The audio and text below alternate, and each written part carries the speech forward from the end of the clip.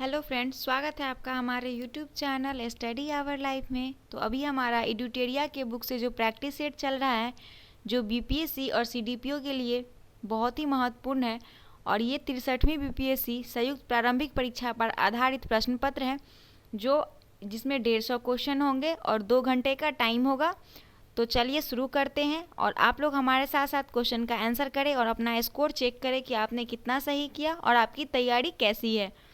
तो चलिए शुरू करते हैं, और पहला क्वेश्चन हमारा एंशिएंट हिस्ट्री से है। देखते हैं पहला क्वेश्चन क्या कहता है। पहला क्वेश्चन है, सिंधु घाटी सभ्यता की सबसे महत्वपूर्ण विशेषता क्या है। तो सिंधु घाटी सभ्यता की महत्वपूर्ण विशेषता जो है वो पक्की ईंट से बनी इमारत, ऑप्शन नंबर ए। तो सिंधु सभ्यता का खोज 1921 में सर जॉन मार्शल के नेतृत्व में दयाराम साहनी ने की। इसकी प्रमुख विशेषता और भी है, पक्की ईंट से बने मकान की प्रधानता, यह एक नगरीय सभ्यता है, काशी युगीन सभ्यता भी कहलाता है, और आद्य ऐतिहासिक सभ्यता भी है, और व्यापार प्रधान सभ्यता भी कहलाता है। अगला क्वेश्चन है क्वेश्चन नंबर 2, मेगास्थनीज दूत था। तो मेगास्थनीज जो दूत था वो सेलुकस का, ऑप्शन नंबर ए। मेगास्थनीज चंद्रगुप्त मौर्य के शासनकाल में भारत आया था तथा यह सेलुकस निकेटर का राजदूत था। मेगास्थनीज द्वारा लिखी गई पुस्तकों में इंडिका प्रमुख है, जिससे मौर्यकाल के समाज एवं संस्कृति का विवरण प्राप्त होता है। अगला क्वेश्चन है, कौटिल्य की पुस्तक अर्थशास्त्र किस विषय पर आधारित है। तो इसका सही आंसर हो जाएगा ऑप्शन नंबर बी, शासन कला के सिद्धांत और अभ्यास पर।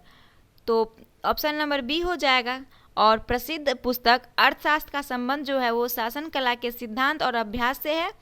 अर्थशास्त्र पुस्तक के लेखक चाणक्य या कौटिल्य, दोनों चाणक्य या कौटिल्य एक ही व्यक्ति का दोनों नाम है। घनानंद को हराने में चाणक्य ने चंद्रगुप्त मौर्य की सहायता की थी, जिसके बाद यह चंद्रगुप्त मौर्य का प्रधानमंत्री बना।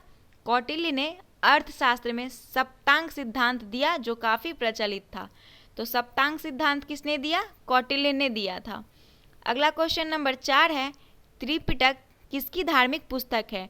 तो त्रिपिटक जो है वो बौद्ध धर्म की धार्मिक पुस्तक है। त्रिपिटक ग्रंथ का संबंध बौद्ध धर्म से है, और इस ग्रंथ में महात्मा बुद्ध के उपदेशों को संग्रहित किया गया है। इस ग्रंथ को लिखने में पाली भाषा का प्रयोग किया गया। त्रिपिटक के अंतर्गत विनय पिटक, सूत पिटक और अधिधम्म पिटक आते हैं। अगला क्वेश्चन नंबर, अशोक के धम्म का मूल संदेश क्या है।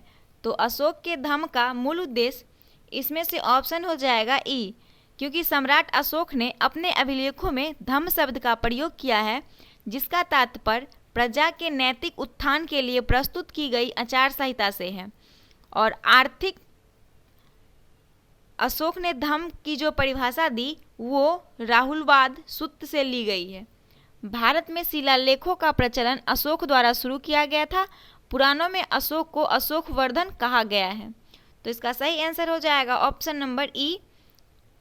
अगला क्वेश्चन है, मौर्य समाज का 7 वर्ग में विभाजन का विषय विशेष रूप से उल्लेख किया जा सकता है। क्वेश्चन कह रहा है, मौर्य समाज का 7 वर्ग में विभाजन का विशेष रूप से उल्लेख किया जा सकता है। तो इसका सही आंसर हो जाएगा ऑप्शन नंबर डी, मेगास्थनीज की पुस्तक जो है इंडिका में किया गया है। मेगास्थनीज सेलुकस निकेटर का राजदूत था, और यह चंद्रगुप्त मौर्य के शासनकाल में भारत आया था। इसने अपनी पुस्तक इंडिका में भारतीय भाषाओं को 7 भागों में विभाजित किया था। पहला था दार्शनिक, दूसरा किसान, तीसरा चारावाह या शिकारी, चौथा कारीगर एवं व्यापारी, पांचवा सैनिक, छठा जासूस या निरीक्षक, और सातवां सभासद या मंत्री। अगला क्वेश्चन नंबर 7 है, प्रसिद्ध चीनी यात्री फाहियान ने किसके शासनकाल में भारत की यात्रा की थी। तो फाहियान जो आया था भारत, वो किसके शासनकाल में आया था। तो इसका सही आंसर हो जाएगा चंद्रगुप्त द्वितीय के शासनकाल में, और यह बौद्ध धर्म का अनुयायी था। इसने चंद्रगुप्त द्वितीय के शासनकाल में भारत की यात्रा की, और 399 से 414 ईस्वी तक भारत में बौद्ध दीक्षा ग्रहण किया। उसकी यात्रा का वर्णन एक बहुत महत्वपूर्ण यात्रा वृत्तांत है। फाहियान ने अपने विवरण में मध्य प्रदेश की जनता को सुखी एवं समृद्ध बताया था। अगला क्वेश्चन नंबर 8 है, चोल काल किसके लिए प्रसिद्ध था? तो चोल काल जो प्रसिद्ध था वो ग्राम पंचायत के लिए। ऑप्शन नंबर ए, ग्राम पंचायत के लिए। चोल वंश का संस्थापक कौन था? विजयालय, और इसकी राजधानी तंजौर या तंजावुर था। स्थानीय स्वशासन चोल साम्राज्य की प्रमुख विशेषता थी। संपूर्ण चोल साम्राज्य 6 मंडलों को प्रांत भी कहते हैं में विभाजित था। जो चोल साम्राज्य का सर्वाधिक विस्तार राजेंद्र प्रथम के शासनकाल में था, और वर्तमान पंचायती व्यवस्था स्थानीय स्वशासन का आधुनिक रूप है। क्वेश्चन नंबर 9 है, दक्षिण भारत के मंदिरों के आकर्षक द्वार क्या कहलाते हैं? तो दक्षिण भारत के मंदिरों के आकर्षक द्वार जो है वो कहलाते हैं गोपुर। ऑप्शन नंबर बी, दक्षिण भारत के मंदिर का जो आकर्षक द्वार है उसे गोपुर कहते हैं, और यह हिंदू मंदिरों के स्थापत्य का प्रमुख अंग है। अगला क्वेश्चन है, मध्यकालीन भारत से हमारा टॉपिक है, उससे क्वेश्चन है क्वेश्चन नंबर 10, विजयनगर साम्राज्य का अवशेष कहाँ मिलता है? तो विजयनगर साम्राज्य का अवशेष हम्पी से मिलता है, और विजयनगर साम्राज्य का स्थापना हरिहर एवं बुक्का नामक 2 भाई ने 1336 में किया था। विजयनगर साम्राज्य के अवशेष हम्पी जो कर्नाटक है वहाँ से प्राप्त किए जा सकते हैं, और हम्पी के अवशेषों को यूनेस्को द्वारा विश्व विरासत सूची में भी शामिल किया गया है। अगला क्वेश्चन है, वह प्रथम मुस्लिम शासक कौन था जिसने भारत के सिद्धांत को राजाओं के ईश्वरीय अधिकार सिद्धांत के समान प्रतिपादित किया था? तो इसका सही आंसर हो जाएगा option number C, Balban. Theory of kingship सिद्धांत का प्रतिपादन बलबन ने किया था, और यह सिद्धांत ईरानी सिद्धांत पर आधारित था। इस सिद्धांत के अनुसार सुल्तान ईश्वर का प्रतिनिधि था तथा किसी भी सुल्तान का आलोचना करने का अधिकार नहीं है। इस सिद्धांत को सफल बनाने के लिए इसने सिजदा एवं पाबोस जैसी प्रथा शुरू की।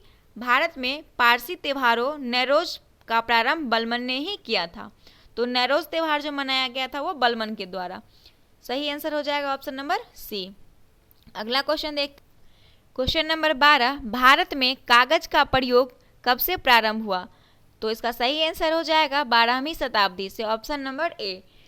प्रमुख इतिहासकारों के अनुसार भारत में कागज का प्रयोग 12वीं शताब्दी में हुआ, और सर्वप्रथम कागज चीन में हुआ था। भारत में कागज उद्योग का शुभ आरंभ सर्वप्रथम मुगल काल में कश्मीर के सुल्तान जैनुल आबदीनी द्वारा किया गया था। क्वेश्चन नंबर 13 है, यूरोपीय चित्रकारी का प्रवेश किसके दरबार में हुआ? तो यूरोपीय चित्रकारी का प्रवेश जो हुआ इसका सही आंसर हो जाएगा option number B, Akbar.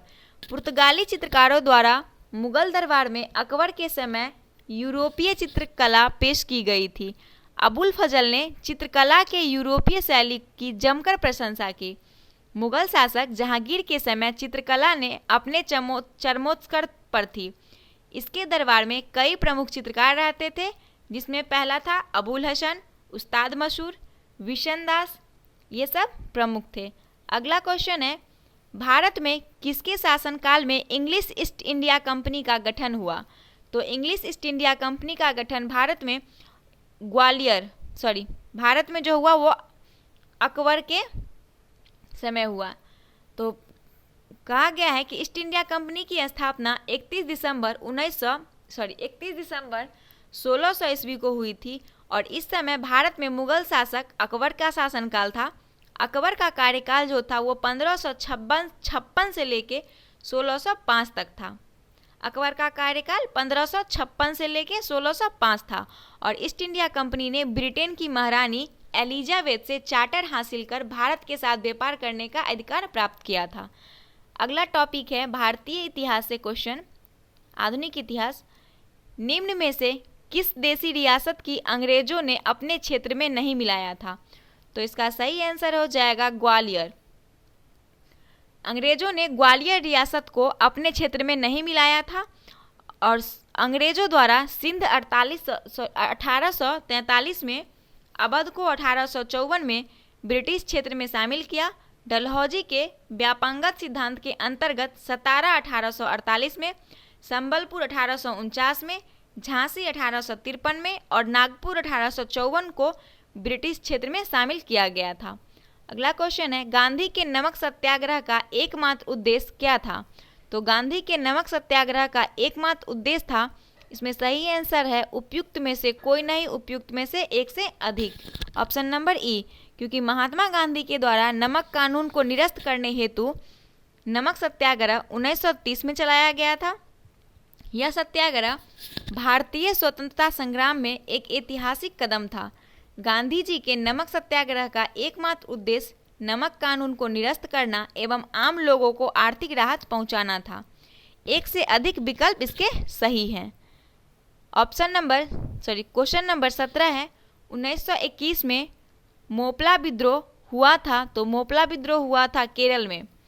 Moplah विद्रोह 1921 में केरल में हुआ था और इस विद्रोह का नेतृत्व अली मुस्लियार ने किया था। और इस विद्रोह का मुख्य कारण जो था वो किसानों से वसूली की जा रही अधिक लगान की दरें थी और बाद में यह विद्रोह सांप्रदायिक कारणों से अधिक विस्तारित हुआ था। अगला क्वेश्चन है, भारत में स्वदेशी आंदोलन किस दौरान हुआ था? तो भारत में स्वदेशी आंदोलन जो हुआ था बंगाल विभाजन के विरुद्ध आंदोलन हुआ था। इसका सही आंसर हो जाएगा option number B. Lord Curzon के द्वारा 19 जुलाई 1905 में बंगाल विभाजन की घोषणा की गई थी, जिसके विरोध में स्वदेशी आंदोलन की शुरुआत की गई थी। इस आंदोलन का नेतृत्व दिल्ली में हैदर राजा तथा मद्रास में चिदम्बरम पिल्ले ने किया था। बंगाल विभाजन को 1911 में लॉर्ड हार्डिंग द्वितीय द्वारा रद्द किया गया था। क्वेश्चन नंबर 19 है, राजेंद्र प्रसाद ने किसे पाकिस्तान का जन्मदाता माना है? तो इसका सही आंसर हो जाएगा लॉर्ड मिंटो। मार्ल मिंटो अधिनियम 1909 के द्वारा मुसलमानों के लिए पृथक मताधिकार एवं पृथक निर्वाचन क्षेत्रों की स्थापना की गई थी और 1909 में लॉर्ड मिंटो भारत के वाइसराय थे। लॉर्ड मिंटो के इस गतिविधियों के कारण राजेंद्र प्रसाद ने इसे पाकिस्तान का जन्मदाता माना। अगला क्वेश्चन है question number 20, Bombay presidency association की स्थापना किसने की थी? तो इसका सही आंसर हो जाएगा ऑप्शन नंबर ई। बॉम्बे प्रेसिडेंसी एसोसिएशन की स्थापना 1885 में की गई थी और फिरोज शाह मेहता, तैयब जी, केटी तेलंग ने किया था। तो इसका सही आंसर इनमें से सभी होना चाहिए।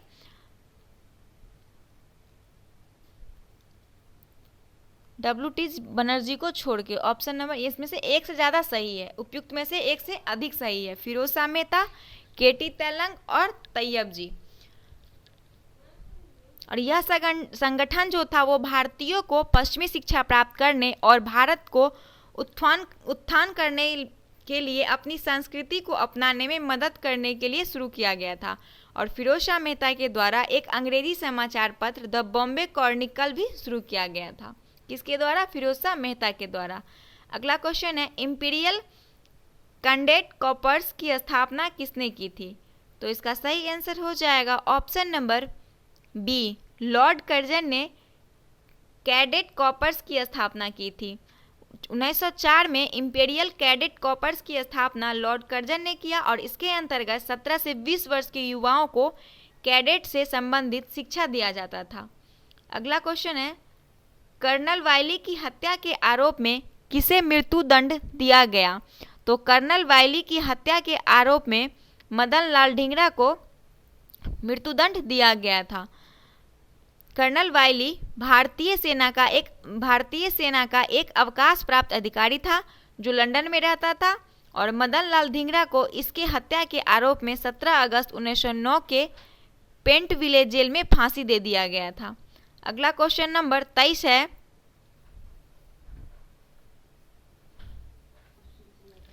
भारतीय उच्चायुक्त के पद का किस अधिनियम से सृजन हुआ था? तो इसका सही आंसर हो जाएगा ऑप्शन नंबर बी।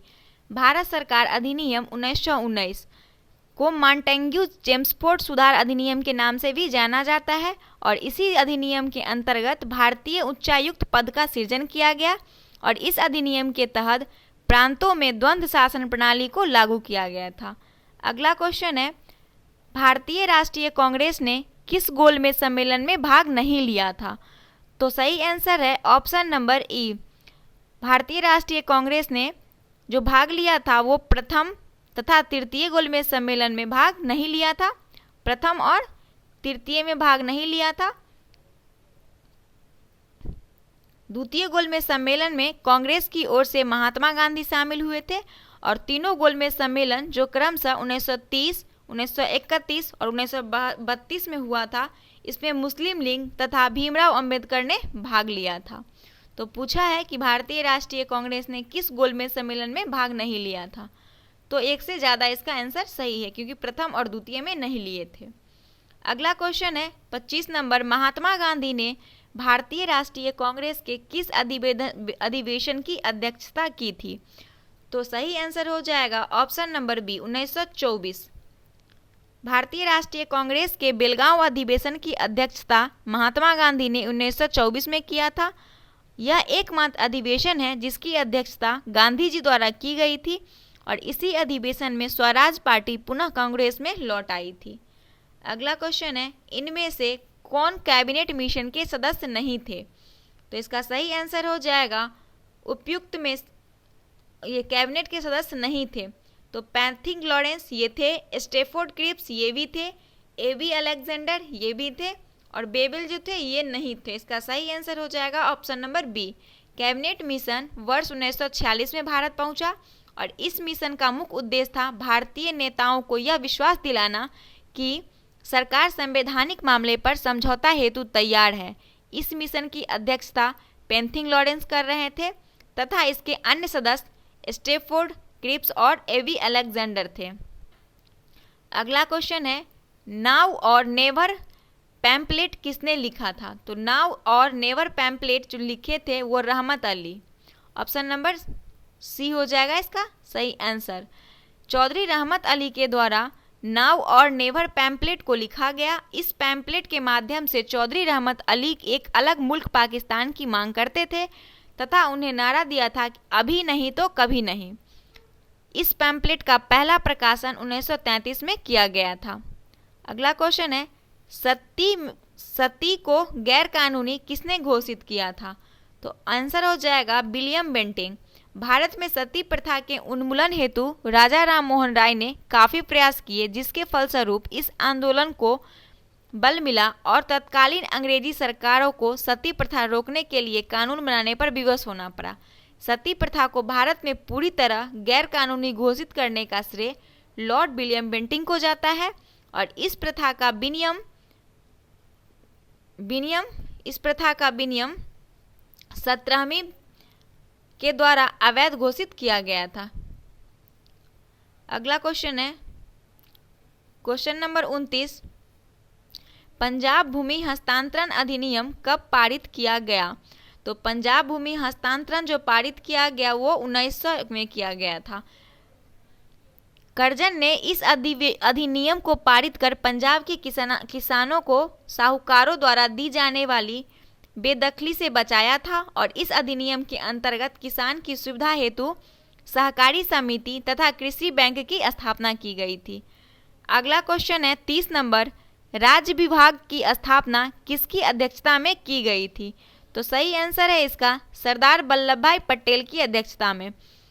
1947 में सरदार पटेल की अध्यक्षता में की गई थी और इस विभाग का उद्देश्य था भारत में रियासतों के प्रवेश को सुरक्षित करके भारत के राजनीतिक एकीकरण को बढ़ावा देना था।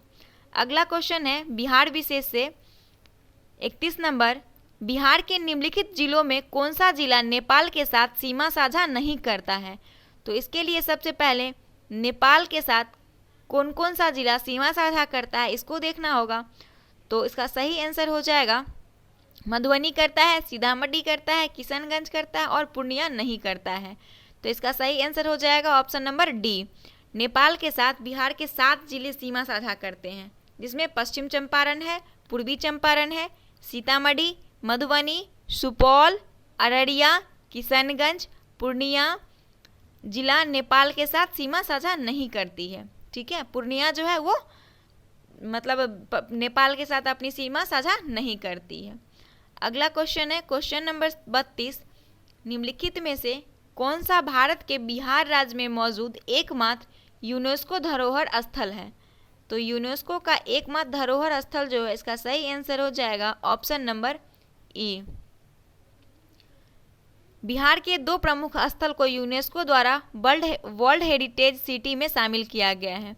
वर्ष 2002 में महाबोधि बिहार को, जो बोधगया में है, और 2016 में नालंदा विश्वविद्यालय को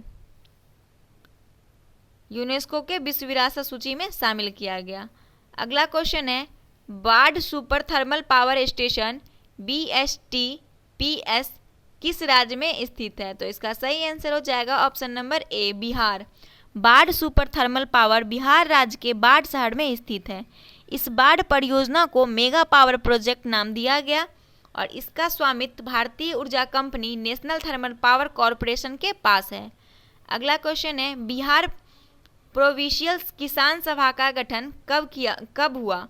तो इसका सही आंसर होगा 1929 में। बिहार प्रांतीय किसान सभा का गठन 1929 में स्वामी शाहजानंद सरस्वती के द्वारा किया गया और इस संगठन का विस्तार 1936 में अखिल भारतीय किसान सभा के रूप में हुआ। प्रांतीय किसान सभा का गठन किसानों की समस्या को दूर करने के उद्देश्य से किया गया था। 35 नंबर क्वेश्चन है, किस अधिनियम के तहत बिहार एक अलग राज्य बना? तो इसका सही होगा answer option number A, Bharat सरकार अधिनियम 1935 के तहत बिहार तथा उड़ीसा 2 अलग अलग राज्य बने और वर्ष 1912 में बिहार बंगाल प्रेसिडेंसी से अलग हुआ। 15 नवंबर 2000 को बिहार का अंतिम विभाजन कर झारखंड राज्य की स्थापना की गई। अगला क्वेश्चन है क्वेश्चन नंबर 36,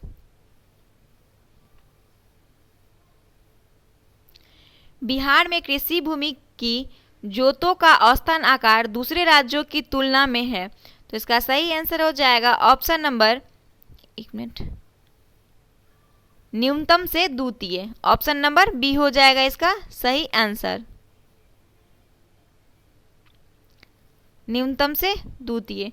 तो केरल के बाद भारत में राज्यों में दूसरे सबसे कम कृषि भूमि जोतों के आकार बिहार है और 2010 से 11 में कृषि जनगणना के अनुसार भारत में परिचालन अधिग्रहण की कुल संख्या 1.15 हेक्टेयर के औसत आकार के साथ 138.35 मिलियन थी। बिहार में भूमि अधिग्रहण का औसतन आकार 0.39 हेक्टेयर है।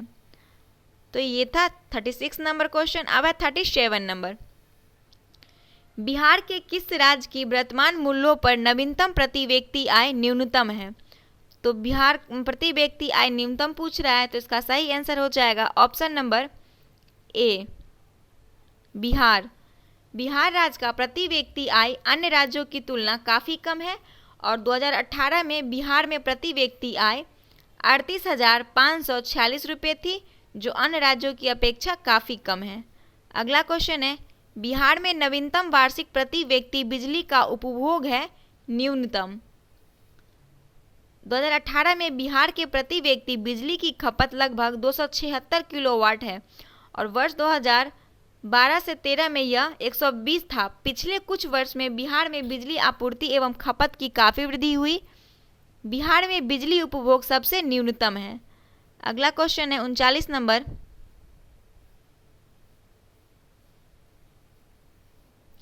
बिहार में प्रति 1 लाख जनसंख्या पर सड़क की लंबाई है।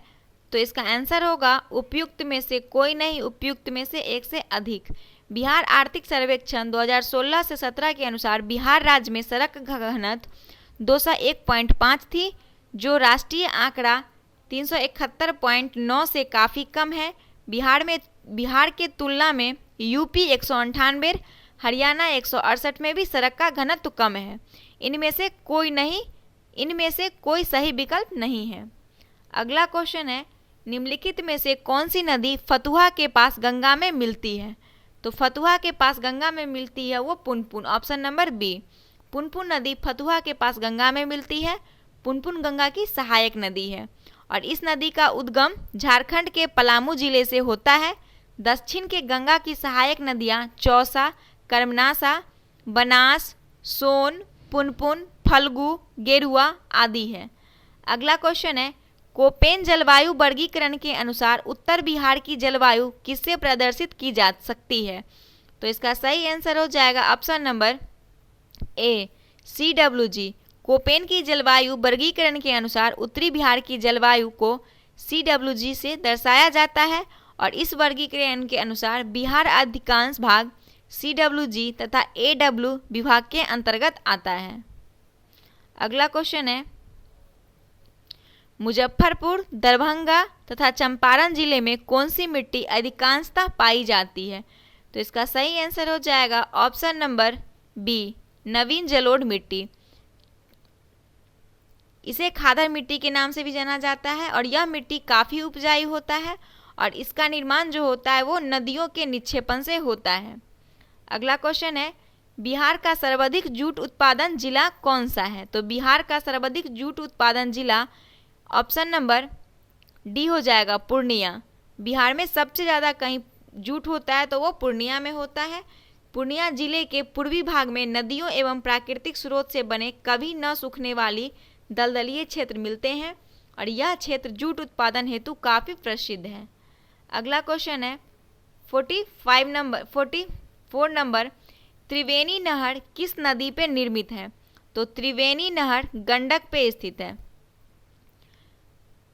बिहार के चंपारण जिले में गंडक नदी पर किया गया है। इस परियोजना के तहत त्रिवेणी घाट के पास गंडक नदी पर 740 मीटर लंबा बैराज बनाया गया है। बैराज से बिहार में त्रिवेणी, तिरहुत एवं दोन नहर निकलती है। अगला है, जैन धर्म के प्रवर्तक महावीर जी का मोक्ष स्थान कहाँ स्थित है? तो इसका सही आंसर हो जाएगा पावापुरी। ऑप्शन नंबर सी, 24वें तीर्थकर, जैन धर्म के 24वें तीर्थकर महावीर को 72 वर्ष की आयु में पावापुरी में परिनिर्वाण प्राप्त हुआ था और पावापुरी शहर बिहार के नालंदा जिले में स्थित है। अगला क्वेश्चन है, कैमूर पठार किसके लिए प्रसिद्ध है? तो चूना पत्थर के लिए कैमूर पठार प्रसिद्ध है और दक्षिणी बिहार में रोहतास जिले में यह स्थित है। यह पठार विंध्य श्रेणी के अंतर्गत आता है और यह पठार चूना पत्थर के लिए काफ़ी प्रसिद्ध है। क्वेश्चन नंबर 47, स्वामी सहजानंद सरस्वती ने एक पत्रिका का प्रकाशन किया जिसका नाम था, सही आंसर हो जाएगा हुंकार। स्वामी सहजानंद सरस्वती का जन्म 1889 में हुआ था। इन्होंने 1936 में अखिल भारतीय किसान सभा का गठन किया था। किसानों में चेतना के प्रसार हेतु इन्होंने हुंकार नामक पत्रिका का प्रकाशन किया। सहजानंद सरस्वती को किसान आंदोलन का जनक भी माना जाता है। अगला क्वेश्चन है, पटना में 1913 में अनुशीलन समिति की एक शाखा की स्थापना किसने की थी? तो सच्चिदानंद सान्याल।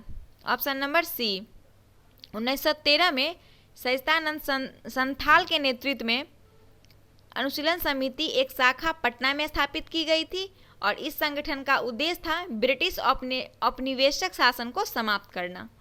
49 नंबर क्वेश्चन है, 1922 से 23 में मुंगेर में किसान सभा का गठन किसने किया था? तो सही आंसर हो जाएगा उपयुक्त में से कोई नहीं, उपयुक्त में से एक से अधिक, क्योंकि 1922 से 23 में श्री कृष्ण सिंह और शाह मोहम्मद जुबेर के प्रयास से मुंगेर में किसान सभा का गठन किया गया था और श्री कृष्ण सिंह को किसान सभा का उपाध्यक्ष और जुबेर शाह को अध्यक्ष बनाया गया था। तो इसका आंसर हो जाएगा उपयुक्त में से एक से अधिक और ए और से इसका आंसर है। अगला क्वेश्चन है 50 नंबर, 1934 में बनी बिहार सोशलिस्ट पार्टी के सचिव थे। तो इसके सचिव थे, इसका सही आंसर हो जाएगा जयप्रकाश नारायण।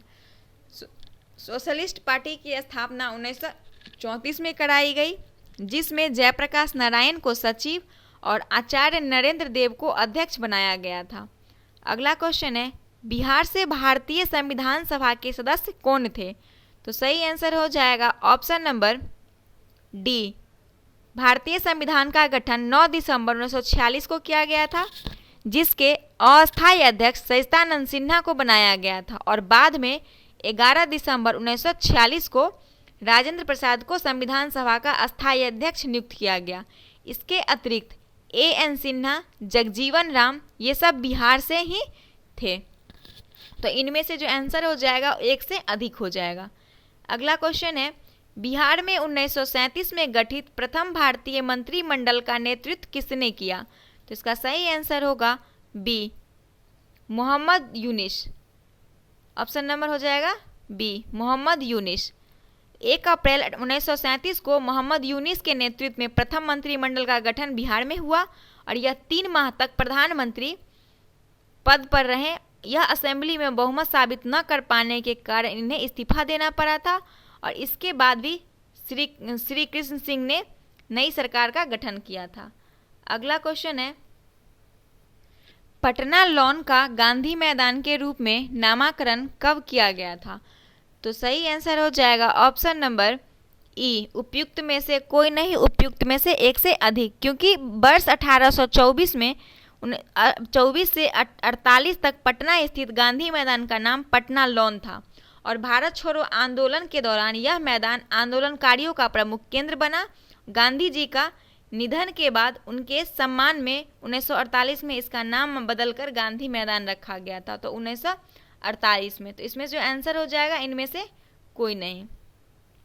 बंगाल विभाजन की घोषणा की गई, तो इसका सही आंसर हो जाएगा 19 जुलाई 1905 को, ऑप्शन नंबर ए। 19 जुलाई 1905 को लॉर्ड कर्जन के द्वारा बंगाल विभाजन की घोषणा की गई और 16 अक्टूबर 1905 को यह प्रभावी हुआ था।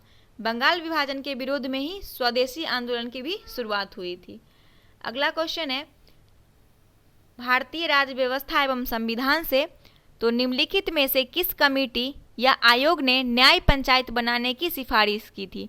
तो इसका सही आंसर हो जाएगा option number B, Ashok Mehta committee. Ashok Mehta समिति की स्थापना 1977 में हुआ था और इस समिति ने यह सिफारिश किया कि विकास पंचायतों से अलग निकायों के रूप में न्याय पंचायत का निर्माण होना चाहिए तथा इसकी अध्यक्षता एक योग्य न्यायाधीश द्वारा की जानी चाहिए।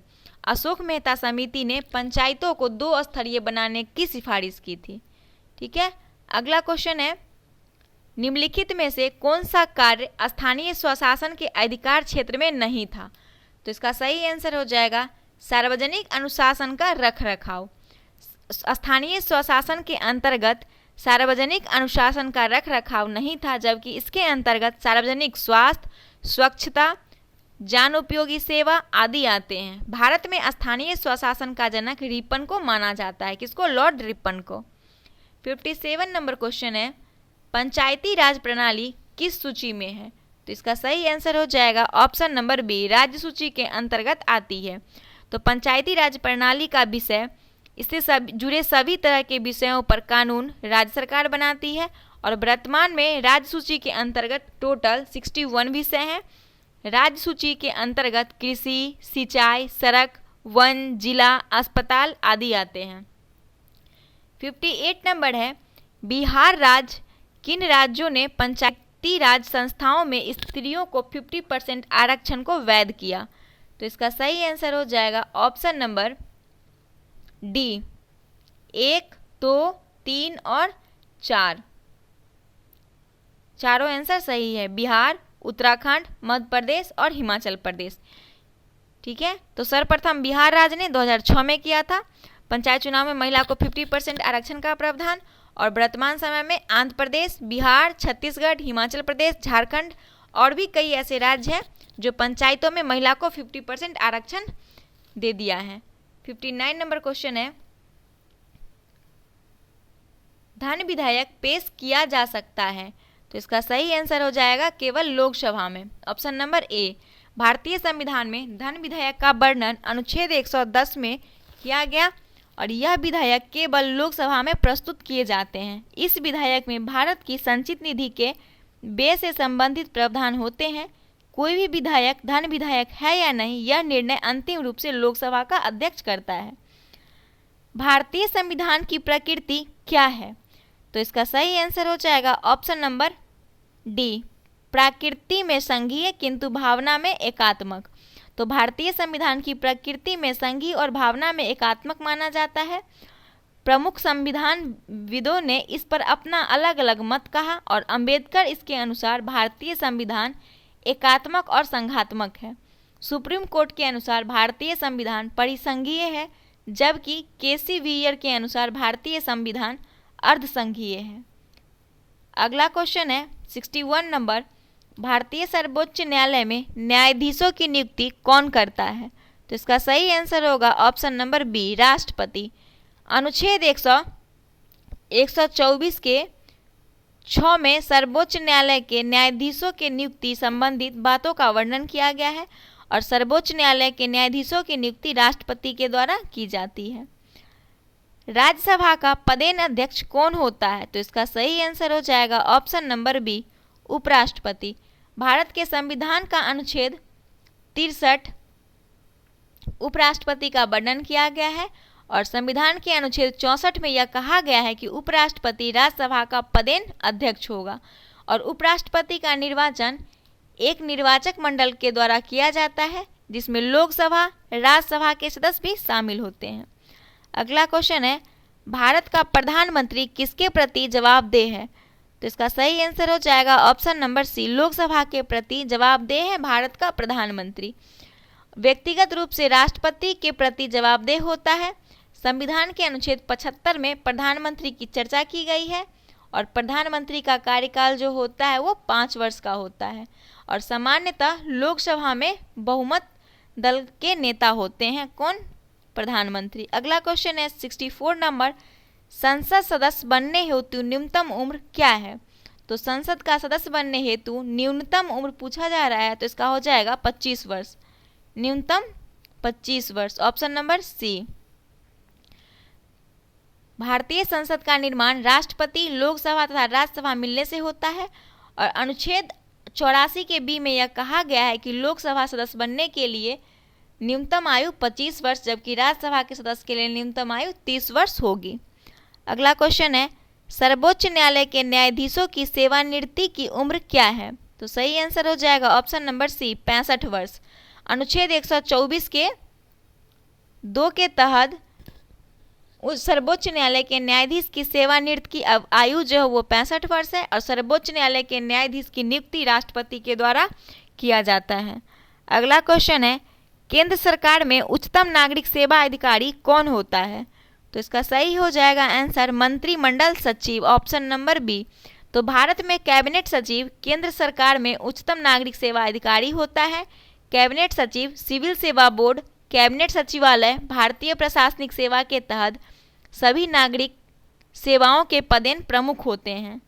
67 नंबर क्वेश्चन क्या है? 67 नंबर क्वेश्चन है 67 नंबर क्वेश्चन है, भारतीय जनगणना 2011 के अनुसार पुरुषों एवं स्त्रियों दोनों में प्रतिशत साक्षरता किस राज्य की न्यूनतम है? तो न्यूनतम पूछा जा रहा है तो इसका सही आंसर हो जाएगा ऑप्शन नंबर सी, बिहार की जनसंख्या जो है वह स्त्री साक्षरता में न्यूनतम है।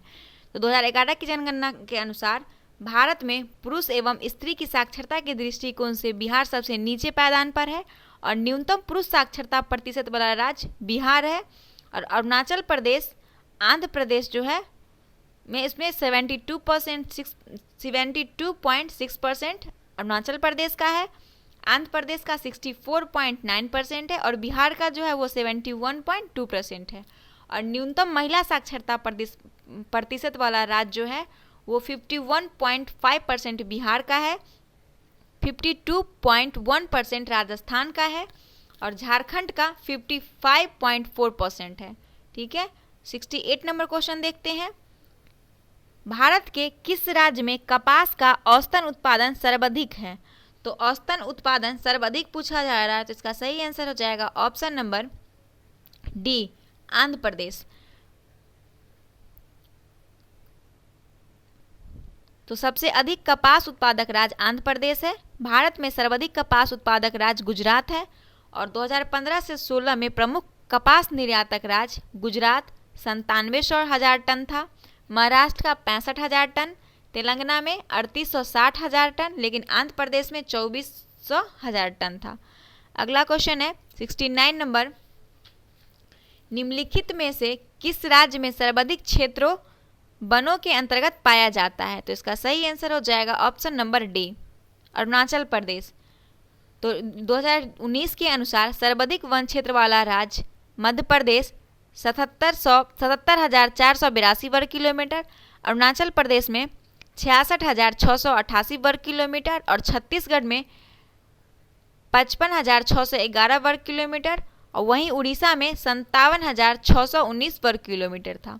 तो इसका सही आंसर हो जाएगा ऑप्शन नंबर डी। अगला क्वेश्चन है, निम्नलिखित में से कौन सी मिट्टी नदियां द्वारा निर्मित है? तो नदियां द्वारा निर्मित अभी पिछले क्वेश्चन में ही बताए हैं कि इसका सही आंसर हो जाएगा ऑप्शन नंबर सी, जलोढ़ मिट्टी। जलोढ़ मिट्टी जो है वो नदियों द्वारा निर्मित मिट्टी है। अगला क्वेश्चन है 71 नंबर, भारत के कुल विद्युत उत्पादन में जल विद्युत का योगदान कितना है? तो भारत में कुल जल विद्युत उत्पादन में जल विद्युत का योगदान जो है उसका सही आंसर हो जाएगा ऑप्शन नंबर ई, उपयुक्त में से कोई नहीं, उपयुक्त में से एक से अधिक, क्योंकि मार्च 2020 के आंकड़े के अनुसार देश में कुल विद्युत उत्पादन का 12.3% भाग जल विद्युत के द्वारा उत्पादित होता है। ठीक है। अगला क्वेश्चन है, भारत के जनसंख्या अध्ययन में कौन सा जनगणना वर्ष डेमोग्राफिक डिवाइड के नाम से जाना जाता है? तो इसका सही आंसर हो जाएगा ऑप्शन नंबर बी, 1921। तो भारत में जनसांख्यिकी इतिहास वर्ष 2021 को द ग्रेट डिवाइड के नाम से जाना जाता है, क्योंकि 1911 से 1921 के बीच भारत की जनसंख्या वृद्धि दर -0.31% नकारात्मक रही, जिसके कई कारण थे, जैसे महामारी, प्राकृतिक आपदा इत्यादि। वर्ष 1921 से 1931 के बीच दशकीय जनसंख्या वृद्धि दर 11% हो गई थी। अगला क्वेश्चन है, तमिलनाडु में सर्वाधिक सूती वस्त्र के कारखाने कहाँ पाए जाते हैं? तो इसका सही आंसर हो जाएगा ऑप्शन नंबर बी, कोयम्बटूर में। तो तमिलनाडु में सर्वाधिक सूती वस्त्र कारखाने कोयम्बटूर में स्थित है, जिसके कारण इसे दक्षिण भारत का मैनचेस्टर भी कहा जाता है। कोयम्बटूर को दक्षिण भारत का मैनचेस्टर भी कहा जाता है। 74 नंबर क्वेश्चन, निम्नलिखित में से भारत का कौन सा राज्य रबर के उत्पादन में अग्रणी है? तो इसका सही आंसर हो जाएगा option number B, Kerala. Kerala जो है वो भारत का रबर उत्पादन में अग्रणी राज्य है, और इसके अलावा तमिलनाडु एवं कर्नाटक भी मुख्य रूप से रबर उत्पादन करते हैं। लेटेराइट मिट्टी रबर उत्पादन के लिए सबसे उपयुक्त होती है, और भारत रबर उत्पादन के मामले में विश्व के चौथे स्थान पर है। 75 नंबर क्वेश्चन, राष्ट्रीय जल मार्ग 1 जोड़ता है? तो इसका सही आंसर हो जाएगा ऑप्शन नंबर हल्दिया और इलाहाबाद को, ऑप्शन नंबर सी। राष्ट्रीय जल मार्ग 1 जो है हल्दिया और इलाहाबाद को जोड़ता है, और यह जल मार्ग गंगा, भागीरथी, हुगली नदी तंत्र में स्थित है। राष्ट्रीय जल मार्ग अधिनियम, जिसको इंग्लिश में कहते हैं नेशनल वाटरवेज एक्ट, 2016 के लागू होने के बाद देश में राष्ट्रीय जल मार्ग की कुल संख्या 111 हो गई। अगला क्वेश्चन 76 नंबर है, राजस्थान राज्य की खेतरी बेल्ट किसके लिए प्रसिद्ध है? तो राजस्थान राज्य की खेतरी बेल्ट तांबा खनन के लिए प्रसिद्ध है। वर्तमान में तांबा उत्पादन में प्रथम मध्य प्रदेश एवं दूसरे स्थान पर राजस्थान है। भंडारण की दृष्टि से खेतरी जो राजस्थान में है प्रथम स्थान पे है। अब है वर्ल्ड ज्योग्राफी से क्वेश्चन, देखते हैं। 77 नंबर, 10,000 ईसा पूर्व विश्व की जनसंख्या कितनी थी? तो 10,000 ईसा पूर्व विश्व की जनसंख्या जो थी, इसका सही आंसर हो जाएगा ऑप्शन नंबर ई। ऐसा माना जाता है कि 10,000 ईसा पूर्व विश्व की जनसंख्या करीब 1 मिलियन थी, जो 5,000 ईस्वी पूर्व में बढ़कर 5 मिलियन के करीब हो गई। इस प्रकार 1000 ईस्वी पूर्व में यह बढ़कर 50 मिलियन हो गई। अगला क्वेश्चन है, कोकस प्लेट किनके मध्य पाई जाती है? तो कोकस प्लेट, इसका सही आंसर है मध्य अमेरिका तथा प्रशांत प्लेट। ये जो है कोकस प्लेट मध्य अमेरिका और प्रशांत प्लेट के बीच पाई जाती है, और विश्व में 6 प्रमुख एवं 20 छोटे छोटे प्लेट हैं। अगला क्वेश्चन है, संयुक्त राज्य अमेरिका का रस्ट बाउल निम्नलिखित में से किस प्रदेश में स्थित है? रस्ट बाउल, तो इसका सही आंसर है ऑप्शन नंबर बी, 79 का ऑप्शन नंबर ई हो जाएगा। उपयुक्त में से कोई नहीं, क्योंकि रस्ट बाउल अमेरिका एवं अमेरिका का लौह उत्पादन करने वाला क्षेत्र है, और यह क्षेत्र संयुक्त राज्य अमेरिका के उत्तर पूर्व में स्थित है। यह इसके अंतर्गत ग्रेट लेक्स प्रदेश, पिट्सबर्ग प्रदेश आदि शामिल हैं। तो इसमें से जो आंसर होगा उपयुक्त में से एक से अधिक हो जाएगा। अगला क्वेश्चन है, निम्नलिखित में से कौन सा विश्व का कहवा पतन के नाम से जाना जाता है? तो विश्व में कहवा पतन के नाम से जानने वाला का सही आंसर हो जाएगा सैंटोस। सैंटोस ब्राजील का समुद्री बंदरगाह है जहां से विश्व में सर्वाधिक कॉफी का निर्यात किया जाता है। इस कारण इसे विश्व का कहवा पतन कहा जाता है। अगला क्वेश्चन है, भारत में राष्ट्रीय आय की गणना में एक समस्या है। तो भारत में राष्ट्रीय आय की गणना में एक समस्या है, इसका सही आंसर हो जाएगा ऑप्शन नंबर डी, असंगठित क्षेत्र। भारत राष्ट्रीय आय की गणना क्षेत्र के योगदान में आंकलन करना मुश्किल है क्योंकि असंगठित क्षेत्र द्वारा उत्पादन एवं आय के आंकड़े किसी भी संस्थान को प्रस्तुत नहीं किया जाता, जिससे कई बार उसे मौद्रिक मूल्य का मापन नहीं हो पाता है। अगला क्वेश्चन है 82 नंबर, भारत में कृषि पुनर्वित्त प्रदान करने के लिए शिखर स्तर के बैंक का नाम है। तो इसका सही आंसर हो जाएगा ऑप्शन नंबर बी, कृषि तथा ग्रामीण विकास राष्ट्रीय बैंक। कृषि तथा ग्रामीण विकास बैंक जिसको नाबार्ड के द्वारा वित्त उधार प्रदान किया जाता है, इसीलिए नाबार्ड को कृषि एवं ग्रामीण विकास हेतु पुनर्निर्मित उत्पादन करने वाली सर्वोच्च संस्था कहा जाता है। किसको? नाबार्ड को। अगला क्वेश्चन है 14वें वित्त आयोग के अनुसार विभाजन योग्य शुद्ध केंद्रीय राजस्व कर में राज्यों का प्रतिशत भाग क्या है? तो इसका सही आंसर हो जाएगा 42%। 14वें वित्त आयोग जो 15 नवंबर 2014 को राष्ट्रपति को अपनी रिपोर्ट सौंप दी, इसके सिफारिश के अनुसार कुल संघ कर राजस्व में राज्यों का हिस्सा 32% से बढ़कर 42% कर दिया गया और 14वें वित्त आयोग का कार्यकाल 2015 से 2020 तक यानी कि अब तक है। अगला क्वेश्चन है भारत में किस क्षेत्र में प्रत्यक्ष विदेशी निवेश इक्विटी प्रभाव उच्चतम है? तो उच्चतम पूछ रहा है, तो इसका सही आंसर हो जाएगा सेवा क्षेत्र में। सेवा क्षेत्र के अंतर्गत भारत में प्रत्यक्ष विदेशी निवेश इक्विटी प्रभाव उच्चतम रहा और मार्च 2020 तक जारी आंकड़े के अनुसार वित्तीय वर्ष 2019 से 20 में प्रत्यक्ष विदेशी निवेश आकर्षित करने वाले शीर्ष 5 क्षेत्र हैं: सेवा क्षेत्र, कंप्यूटर सॉफ्टवेयर, हार्डवेयर, व्यापार दूरसंचार तथा होटल एवं पर्यटन। 85 नंबर क्वेश्चन है भारत में सीमांत कृषि भूमि जोत का आकार है। तो जोत का आकार है, इसका सही आंसर हो जाएगा ऑप्शन नंबर डी, 1 हेक्टेयर से कम। तो भारत में सीमांत कृषि भूमि जोत का आकार 1 हेक्टेयर से कम है। भारत में जोत एवं इसके आकार की कृषि गणना 2015 से 16 के अनुसार सीमांकन किया गया। सीमांत कृषि जोत 1 हेक्टेयर से कम, छोटी जोत 1 से 2 हेक्टेयर, अर्ध मध्यम जोत 2 से 4 हेक्टेयर और मध्यम जोत 4 से 10 हेक्टेयर था और बड़ी जोत जो है वो 10 हेक्टेयर से अधिक हो जाता है। तो सही आंसर डी हो जाएगा। अगला क्वेश्चन है वैश्वीकरण में सम्मिलित नहीं है। तो वैश्वीकरण में कौन सम्मिलित नहीं है? तो इसका सही आंसर जो है वो सार्वजनिक क्षेत्र की इक्विटी का विनिवेश, ऑप्शन नंबर डी। सार्वजनिक क्षेत्र में इक्विटी के विनिवेश के अलावा अन्य सभी विकल्प आयात शुल्क में कमी, आयात लाइसेंसिंग का उन्मूलन, प्रत्यक्ष विदेशी निवेश का उन्मुक्त प्रवाह, वैश्वीकरण आवश्यक कारक है। 87 नंबर क्वेश्चन है भारत में अर्धशोधन निवारण अधिनियम कब से लागू हुआ? तो इसका सही आंसर है ऑप्शन नंबर डी, 2005 से लागू हुआ अर्धशोधन निवारण। तो अर्धशोधन निवारण 1 जुलाई 2005 से लागू हुआ और इसका मुख्य उद्देश्य काले धन को सफेद करने से रोकना। 88 नंबर क्वेश्चन है शब्द संक्षेप TRIMS ट्रिम्स से क्या बनता है? तो इसका सही आंसर हो जाएगा ऑप्शन नंबर सी, व्यापार संबंधित निवेश उपाय। तो ट्रिम्स का पूर्ण स्वरूप है trade related investment major. TRIMS WTO के द्वारा किया गया समझौता है जिसका संबंध कुछ शर्तों या प्रतिबंधों से है जिसे कोई देश अपने यहाँ विदेशी विनियमों के संबंध में लगाता है। तो अगला क्वेश्चन है नीति आयोग अस्तित्व में कब आया? तो नीति आयोग अस्तित्व में आया 1 जनवरी 2015 को, ऑप्शन नंबर सी।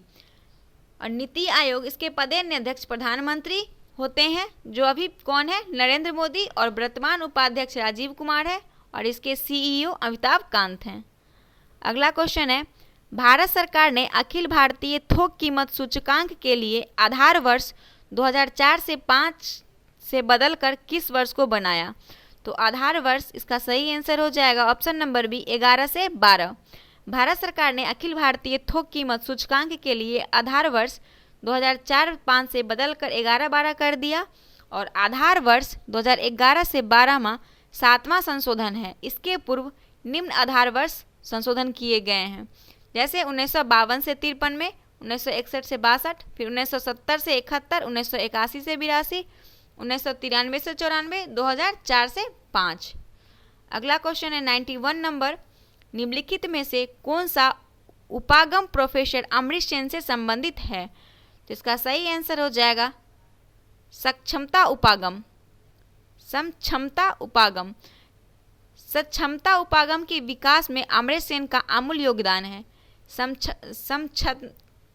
सक्षमता उपागम का मुख्य उद्देश्य व्यक्ति की स्वतंत्रता, कल्याण की बहुआयामी लक्ष्यों का विकास एवं व्यक्तिगत विषमता को दूर करना, जो प्रोफेसर अमर्त्य सेन ने को कल्याण अर्थशास्त्री के रूप में वर्ष 1998 में नोबेल पुरस्कार दिया गया। 92 नंबर क्वेश्चन है, गुल्लक बच्चा बैंक कहाँ है? तो गुल्लक बच्चा बैंक, इसका सही आंसर हो जाएगा ऑप्शन नंबर बी, पटना में। पटना के सैदपुर स्थित किलाकारी बाल भवन में संचालित गुल्लक बच्चा बैंक बच्चों में पैसा बचत करने की सोच विकसित करने के साथ साथ उन्हें छोटी उम्र में बैंकिंग से जोड़ रहा है। तो कहाँ है? इसका आंसर हो जाएगा बी, पटना। अगला क्वेश्चन है फिजिक्स से 93 नंबर क्वेश्चन, दृश्य स्पेक्ट्रम की तरंगदैर्घ्य सीमा है।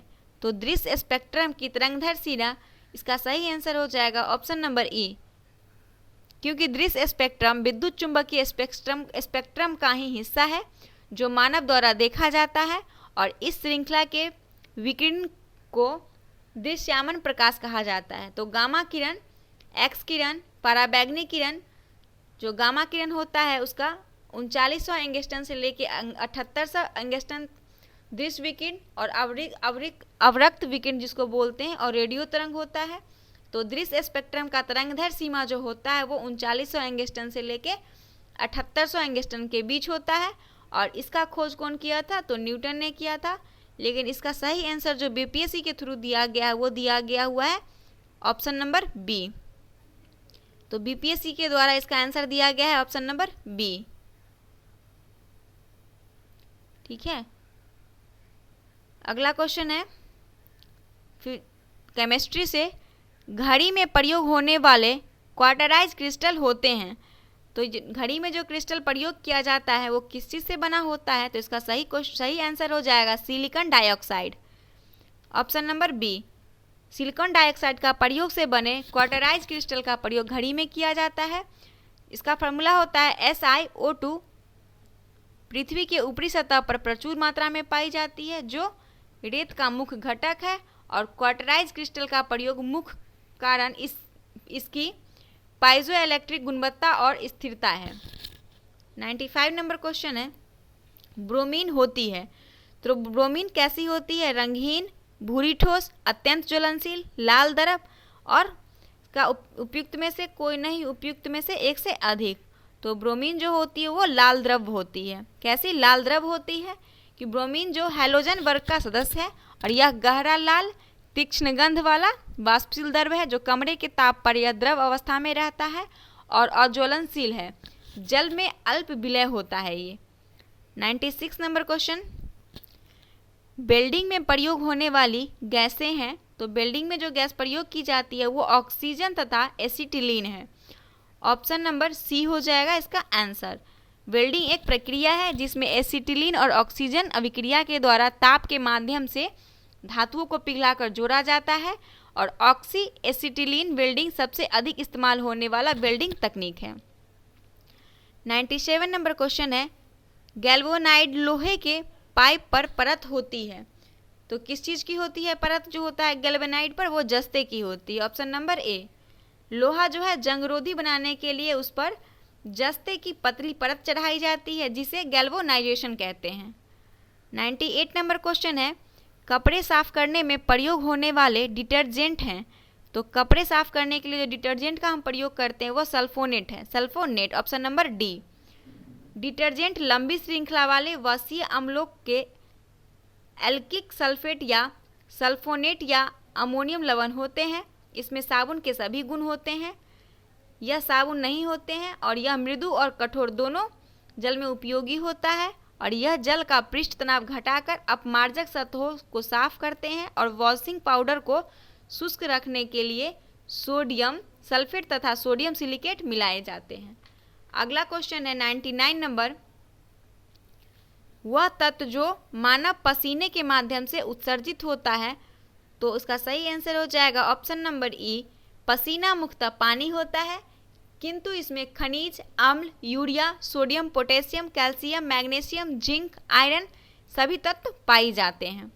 तो ऑप्शन नंबर इसका ई हो जाएगा आंसर। अगला क्वेश्चन है, नीला थोथा रासायनिक रूप से है। तो नीला थोथा को कहते हैं कॉपर सल्फेट के नाम से। इसका फार्मूला होता है, एक मिनट, इसका फार्मूला होता है, इसको जानते हैं कॉपर सल्फेट के नाम से, और कॉपर सल्फेट का CuSO4 × 5H2O, ये हो गया कॉपर सल्फेट। ठीक है, तो कॉपर सल्फेट होता है और औद्योगिक कॉपर लवण है जो कीटनाशकों, रोगाणुनाशकों, बाल रंगने कीट, चमड़े एवं वस्त्रों के प्रसंस्करण आदि में उपयोग किए जाते हैं। अगला क्वेश्चन है 101 नंबर, यह एक परमाणु के केंद्र का धनावेशित हिस्सा कहलाता है। तो एक परमाणु के केंद्र का धनावेशित हिस्सा जो कहलाता है उसका सही आंसर हो जाएगा nucleus, option number D. Electron, proton और न्यूट्रॉन परमाणु के मौलिक कण है। परमाणु का केंद्र धनावेशित होता है जिसे नाभिक कहा जाता है और धनावेश नाभिक में उपस्थित प्रोटॉन के कारण होता है। इलेक्ट्रॉन ऋणावेशित तथा न्यूट्रॉन आवेशीन होता है। अगला क्वेश्चन है 102 नंबर, एक ठोस के सीधे गैस में परिवर्तन को क्या कहते हैं। तो एक ठोस को अगर सीधे गैस में परिवर्तन हो जाता है तो उसको ऊर्ध्वपातन कहते हैं, ऑप्शन नंबर ए। ऊर्ध्वपातन जो होता है एक भौतिक रासायनिक प्रक्रिया है जिसमें कोई पदार्थ अपनी ठोस अवस्था से सीधे अगर गैस में परिवर्तित हो जाता है तो इस प्रक्रिया को क्या कहते हैं, ऊर्ध्वपातन यानी कि सब्लिमेशन कहते हैं। जैसे कपूर का ठोस अवस्था से सीधे वाष्प के रूप में उड़ जाना, ये भी एक सब्लिमेशन है यानी ऊर्ध्वपातन है। 103 नंबर क्वेश्चन है, निम्नलिखित में से सबसे भारी धातु है। तो सबसे भारी धातु, इसका सही आंसर हो जाएगा ऑप्शन नंबर डी, प्लेटिनम। यहाँ भारी धातु का तात्पर्य घनत्व से है और घनत्व में सबसे ज़्यादा प्लेटिनम होता है। इसका कितना होता है 21.45। उसके बाद सोना का होता है, फिर पारा का होता है, फिर चांदी का, और सबसे कम किसका होता है, चांदी का होता है। अगला क्वेश्चन है, स्टेनलेस स्टील एक मिश्र धातु है। तो स्टेनलेस स्टील जो है एक मिश्र धातु है, इसका सही आंसर हो जाएगा ऑप्शन नंबर ई। मिश्र धातु दो या दो से अधिक धातुओं के समांगी मिश्रण होता है जो धातु के गुणधर्म को बेहतर बनाते हैं। लोहे में कई प्रकार के धातु और धातु मिलाए जाते हैं और स्टील में क्रोमियम और निकेल मिलाकर जंगरोधी बनाया जाता है जिसे स्टेनलेस स्टील कहते हैं। इस प्रकार स्टील में अलग अलग तत्वों को मिलाकर tungsten steel, silicon steel, cobalt steel, manganese steel, nickel steel ये बनाए जाते हैं। अगला क्वेश्चन है 105, टूटी हुई हड्डियों की रक्षा के लिए प्लास्टर ऑफ पेरिस का प्रयोग होता है। तो प्लास्टर ऑफ पेरिस का प्रयोग कहाँ होता है, इसका सही आंसर है ऑप्शन नंबर 105 का सही आंसर जिप्सम। जो टूटी हड्डियों के हम लोग जो प्लास्टर करवाते हैं उसमें जो प्लास्टर का प्रयोग किया जाता है वो कौन सा होता है, तो इसका सही आंसर हो जाएगा option number D, gypsum. Calcium sulphate, जिसको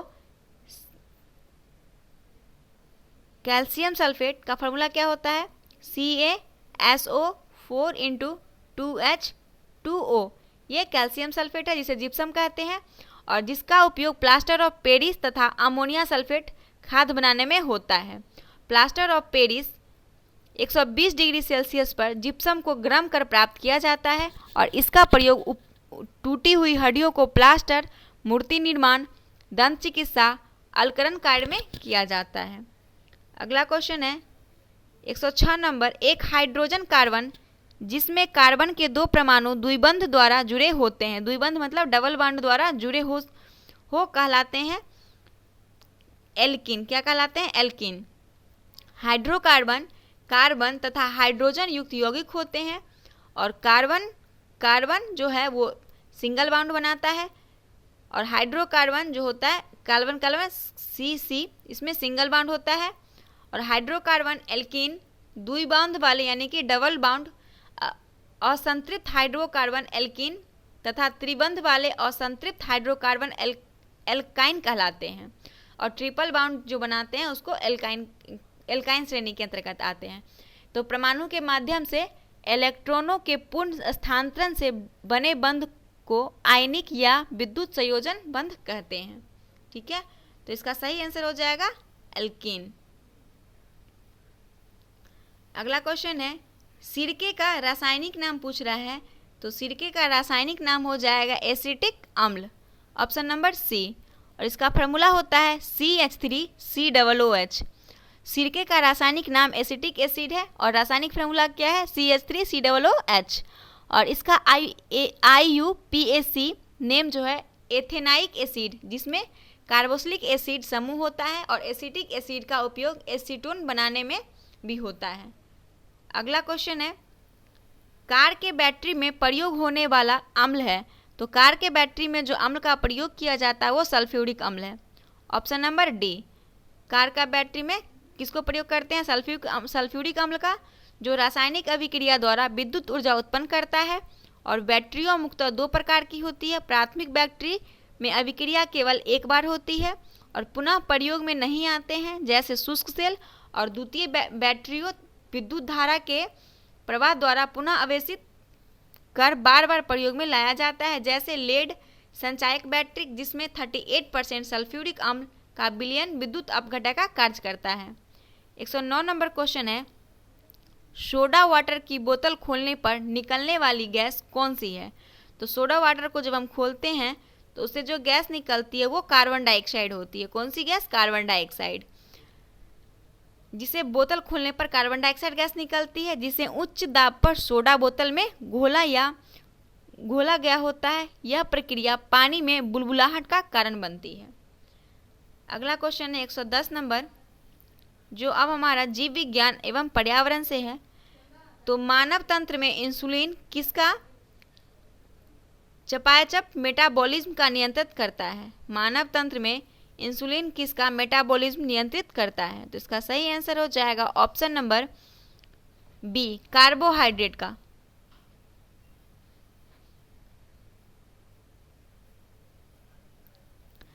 अगला है 111 नंबर, निम्नलिखित में से एंटीबायोटिक है।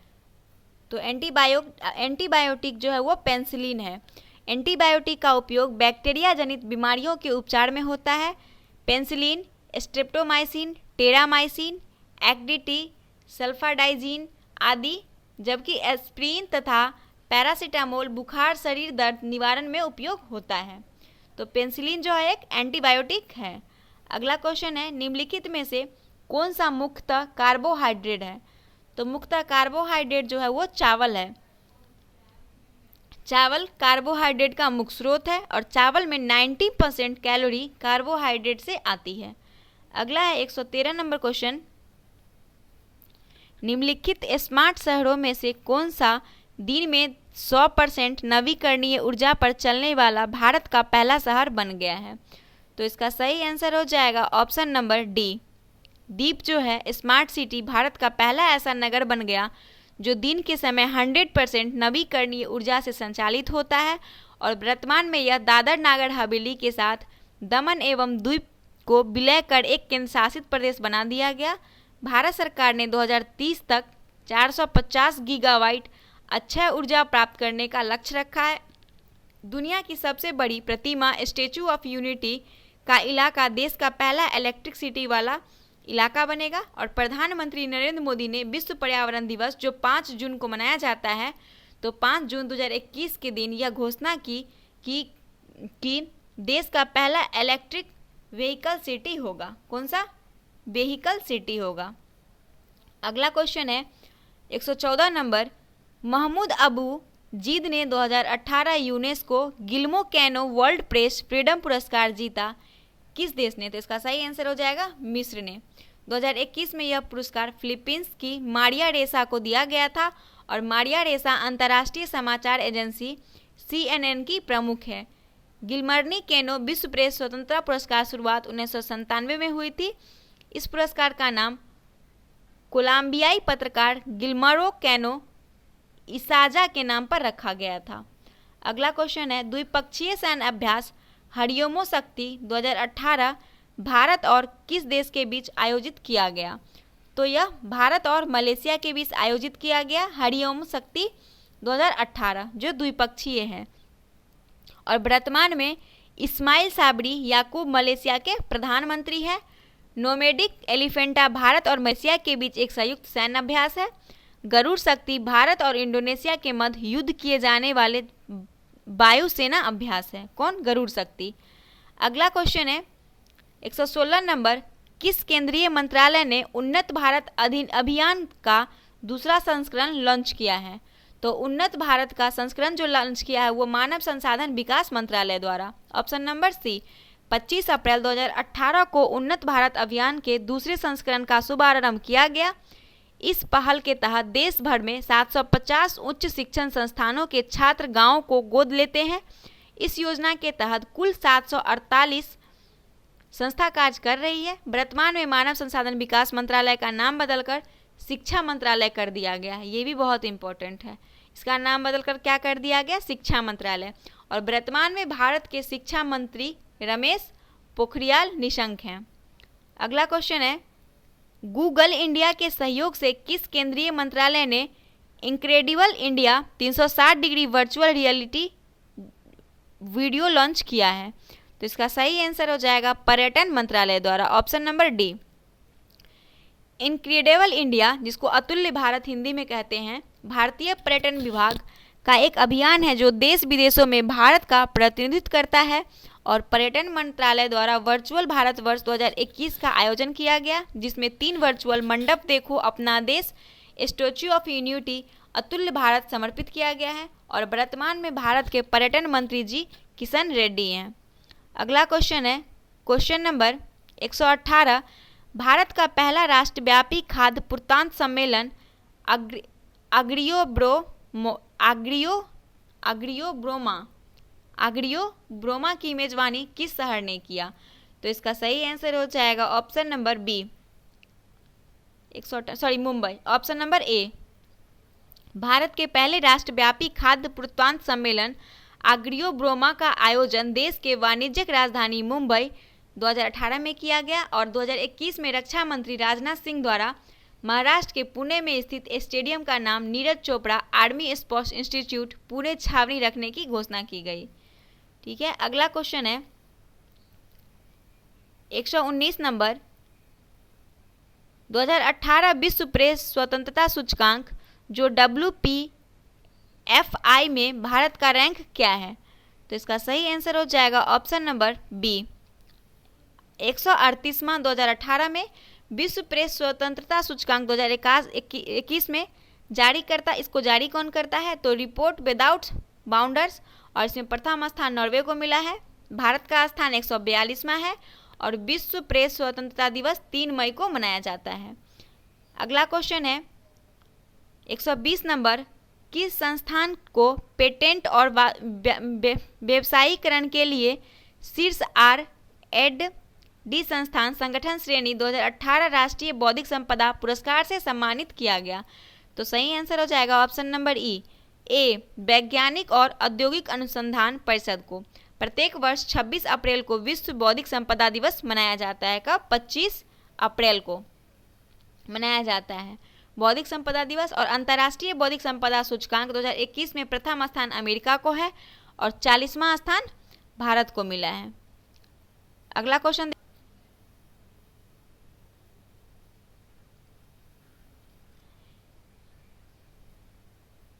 केंद्रीय सामाजिक न्याय मंत्रालय द्वारा जारी आंकड़ों के मुताबिक कौन सा राज्य सर्वाधिक भिखारियों वाला राज्य की सूची में शीर्ष पर है? तो सर्वाधिक भिखारी वाला राज्य जो है वो पश्चिम बंगाल है। तो केंद्रीय सामाजिक न्याय एवं अधिकारिता मंत्रालय द्वारा जारी आंकड़े के अनुसार भिखारियों की संख्या के मामले में पश्चिम बंगाल 81,224 लोगों के साथ पहले स्थान पर है और देश में कुल भिखारियों की संख्या लगभग 4 लाख है।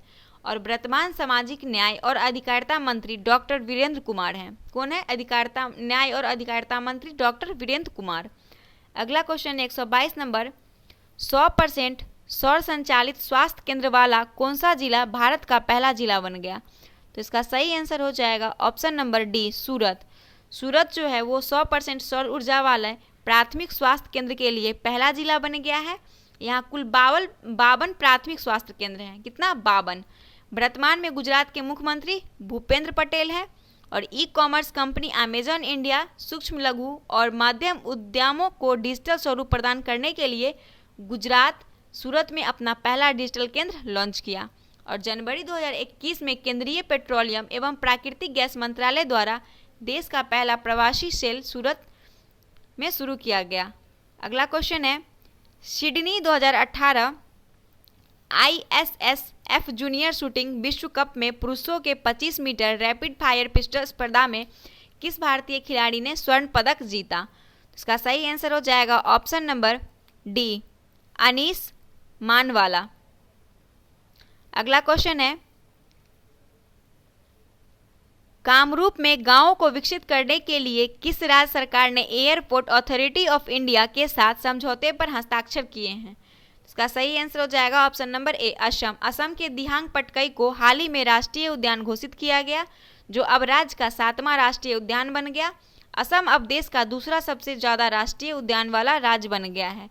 दीपोरबिल एक बारहमासी मीठे पानी की झील है जो असम में एकमात्र आर्द्र भूमि है, जिसे वेटलैंड्स में पर रामसर कनेक्शन के तहत संरक्षण और टिकाऊ उपयोग के लिए महत्व स्थल के रूप में नामित किया गया है। और वर्तमान में असम के मुख्यमंत्री हेमंत विश्व शर्मा तथा राज्यपाल जगदीश मुखी हैं। 125 नंबर क्वेश्चन है, किस राज्य में सुरक्षित पेयजल के साथ पूरी तरह से घिरा हुआ आदिवासी आवासों की सर्वाधिक संख्या है? तो इसकी सही आंसर जो है वो मध्य प्रदेश है, ऑप्शन नंबर ए। वर्तमान जो सूची में पंजाब 97.6% घरों तक पीने योग्य जल की उपलब्धता के साथ शीर्ष स्थान पर रही, वहीं बिहार 33.5% के साथ सबसे नीचे है।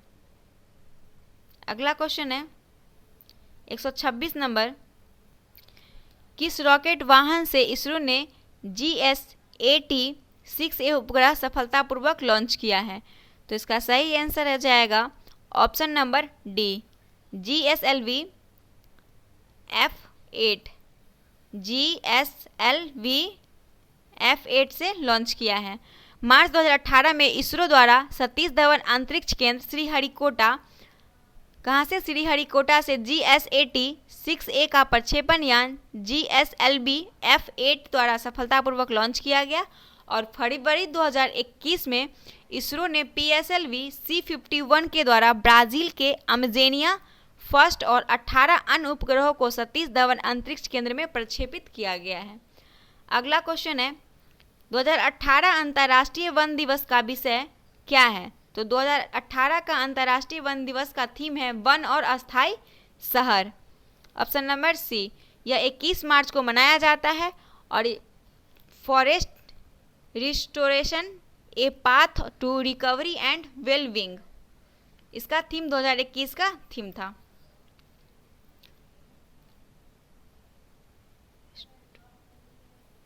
अगला क्वेश्चन है, मिस्र के नए राष्ट्रपति के रूप में कौन चुने गए हैं? तो इसका सही आंसर हो जाएगा अब्दे फतह उल सीसी। अब्दे फतह अल सीसी सही आंसर हो जाएगा ऑप्शन नंबर सी। वर्तमान 2021 में मिस्र के राष्ट्रपति अब्देल फतह अल सीसी हैं और मिस्र की राजधानी काहिरा नील नदी के किनारे बसा हुआ है और असवान बांध नील नदी पर बनाया गया है। अगला क्वेश्चन है, 2017 के लिए प्रतिष्ठित केसी डैनियल पुरस्कार के लिए कौन चुने गए हैं? तो इसका सही आंसर हो जाएगा श्री कुमारन थम्पी। तो जेसी डेनियल पुरस्कार केरल का सर्वोच्च सम्मान है, जो 2019 के लिए निर्देशक हरिहरन को मलयालम सिनेमा में आजीवन योगदान के लिए पुरस्कार दिया गया था। और अभी की 2017 का दिया गया है श्री कुमारन थम्पी को। अगला क्वेश्चन है, भारतीय सेलुलर एसोसिएशन ICA द्वारा जारी किए गए हालिया आंकड़ों के मुताबिक भारत ने मोबाइल फ़ोन बनाने में विश्व का कौन सा स्थान हासिल किया है? तो इसका सही आंसर हो जाएगा दूसरा। ICA द्वारा जारी आंकड़े के अनुसार मोबाइल फ़ोन बनाने में भारत चीन के बाद दूसरा स्थान पर है और इंटरनेट का उपयोग करने के मामले में भारत दुनिया में दूसरे स्थान पर है। अगला क्वेश्चन है, गरीब लड़कियों के विवाह के लिए किस राज्य सरकार ने रूपश्री योजना शुरू की है? तो इसका सही आंसर हो जाएगा पश्चिम बंगाल। पश्चिम बंगाल द्वारा संचालित माँ की रसोई योजना के तहत राज्य के सभी गरीब लोगों को 5 रुपये में भोजन उपलब्ध कराया जा रहा है। और पश्चिम बंगाल की और योजना जो है वो उसमें बंगाल आवास योजना है, बंगला आवास योजना, कृषक बंधु योजना और युवाक्षी अर्पण योजना। 132 नंबर क्वेश्चन है, नीति आयोग ने अटल न्यू इंडिया चैलेंज लॉन्च किया, जिसके तहत अभिनव उत्पादों और समाधानों को कितनी राशि तक का अनुदान प्रदान किया जाएगा? तो इसका सही आंसर जो हो जाएगा वो हो जाएगा 1 करोड़ रुपया। Option number B. NITI Aayog ने 2018 में Atal New India Challenge launch किया है। इसके तहत अभिनव उत्पादों के समाधानों में 1 करोड़ रुपये अनुदान राशि देने की घोषणा की गई है। अगला है, ई कॉमर्स पर राष्ट्रपति नीति के लिए फ्रेमवर्क पर थिंक टैंक की पहली बैठक की अध्यक्षता किसने की? तो थिंक टैंक की पहली बैठक की अध्यक्षता जो की है वो सुरेश प्रभु वर्ष 2021 में केंद्रीय वाणिज्य एवं उद्योग मंत्री श्री पीयूष गोयल और नागरिक उड्डयन मंत्री कौन है? श्री ज्योतिरादित्य सिंधिया। अगला क्वेश्चन है 134 नंबर, पर्यटन सहयोग के बढ़ाने के लिए हाल ही में किस राज्य सरकार ने दक्षिण कोरिया के साथ समझौते ज्ञापन पर हस्ताक्षर किए हैं? तो पर्यटन सहयोग के लिए इसका सही आंसर हो जाएगा option number D, Uttar Pradesh जो है। वर्तमान में दक्षिण कोरिया के राष्ट्रपति के रूप में मून जे-इन कार्यरत हैं और 38वीं समानांतर रेखा उत्तर कोरिया और दक्षिण कोरिया को 2 भागों में बांटती है। 135 नंबर क्वेश्चन है, निम्नलिखित में से किस टीम ने गंगा नदी बेसिन में भूजल आर्सेनिक अनुसंधान पर परियोजना के लिए न्यूटन भामा फंड जीता है? तो न्यूटन भामा फंड जीतने वाला भारत के यूके संयुक्त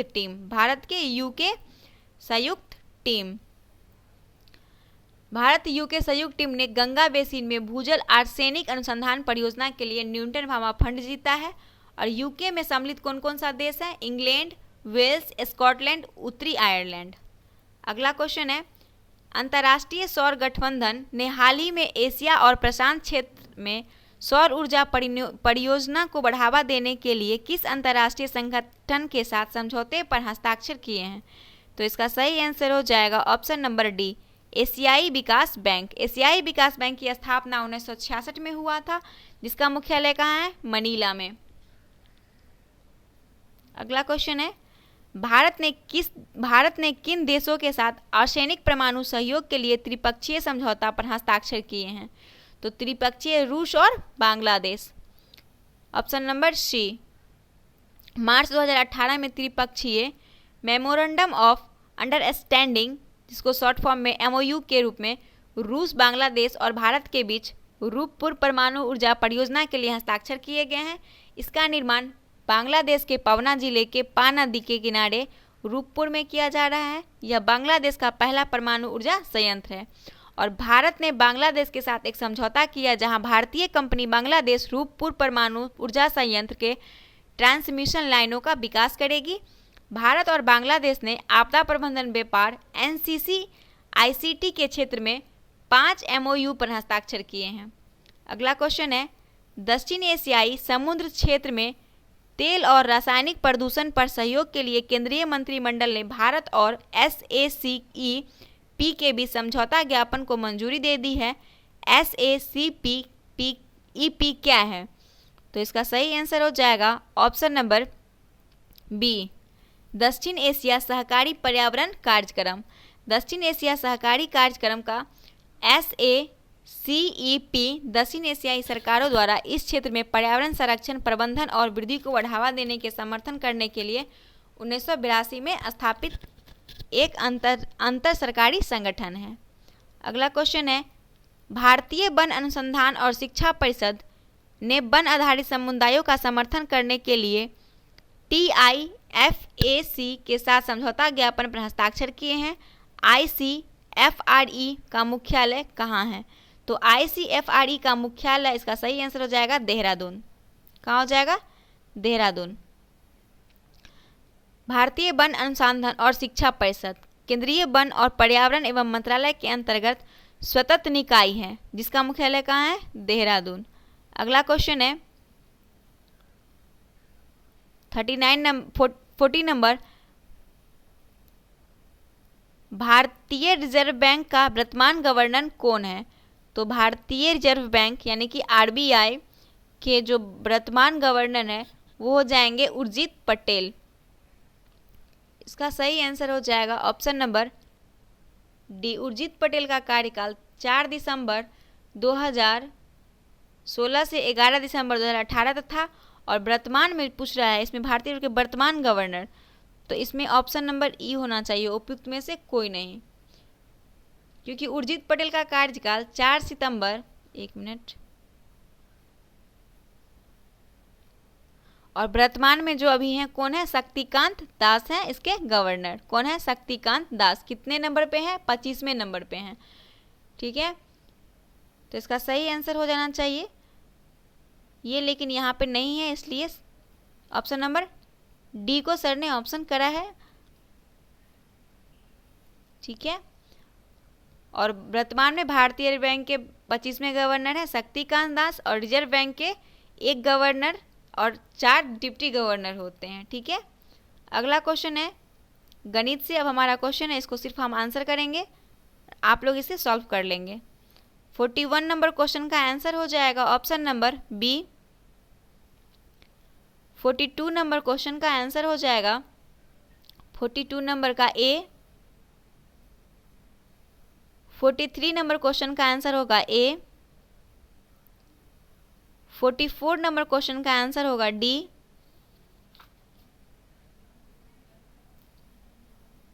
45 नंबर ई।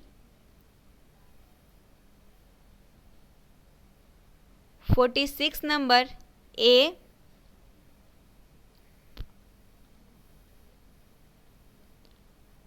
47 नंबर सी। 48 नंबर का हो जाएगा बी, और 49 नंबर में रीजनिंग है जो चार्ट के थ्रू बनाया हुआ है, तो इसका आंसर हो जाएगा ऑप्शन नंबर, सॉरी यहाँ दिया हुआ है 49 नंबर क्वेश्चन का आंसर हो जाएगा ऑप्शन नंबर ई। और लास्ट क्वेश्चन जो आज का है 150 नंबर क्वेश्चन, इसका आंसर हो जाएगा ऑप्शन नंबर बी। तो फाइनली हमारा ये सेट कंप्लीट हो गया, जो हमारा 150 क्वेश्चन था। तो अगला सेट जो कल 60वीं और 62वीं बीपीएससी पर आधारित प्रीवियस ईयर क्वेश्चन होगा, तो इसको हम कल करेंगे। तो आप लोगों को वीडियो अगर अच्छा लगा हो तो प्लीज़ आप लोग हमारे चैनल को लाइक करें, शेयर करें और चैनल को सब्सक्राइब करें, और वीडियो को ज़्यादा से ज़्यादा शेयर करें ताकि आपके फ्रेंड को भी हेल्प मिल जाए, और जिन लोगों तक ये बुक नहीं पहुंच पाई है उन्हें भी बेनिफिट हो सके। तो चलिए मिलते हैं अगले सेट के साथ, तब तक के लिए धन्यवाद।